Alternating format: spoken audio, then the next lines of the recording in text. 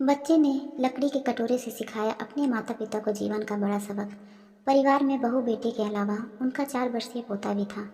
सभी एक साथ मिलजुल के रहते थे और साथ में खाना खाते थे। वृद्धा होने के कारण उस व्यक्ति को खाने में बड़ी दिक्कत होती थी। एक वृद्ध व्यक्ति अपने बहू बेटे के साथ रहने शहर गया।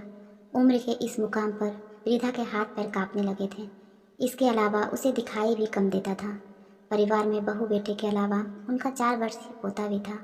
सभी एक साथ मिलजुल कर रहते थे और साथ में खाना खाते थे।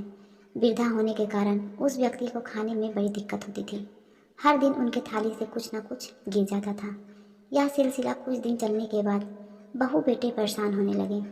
लड़के ने पत्नी से कहा कि हमें इनका कुछ करना पड़ेगा। बहू ने हाँ में हाँ मिला दी।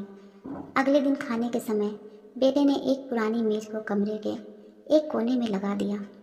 इसके बाद बेटे ने बाप से बोला कि पिताजी आप यहाँ पर बैठकर खाना खाया करो।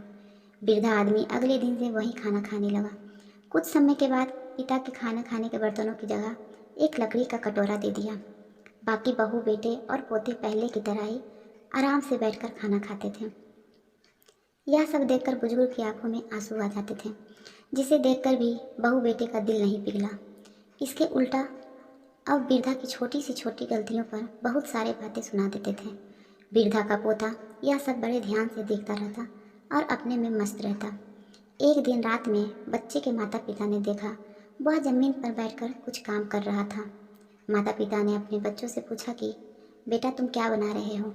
बच्चे ने मासूमियत भरा जवाब दिया कि अरे मैं तो आप लोगों के लिए लकड़ी का कटोरा बना रहा हूँ, जब आप लोग वृद्धा हो जाओगे तो इसमें खा सकें। बच्चा पुनः अपना काम करने लगा। माता पिता के मुंह से एक भी शब्द नहीं निकल पाया, बल्कि उनकी आंखों से आंसू आ गए। उन्होंने अपनी गलती का एहसास हुआ। उस रात अपने बूढ़े पिता को वापस डिनर टेबल पर लेकर आए।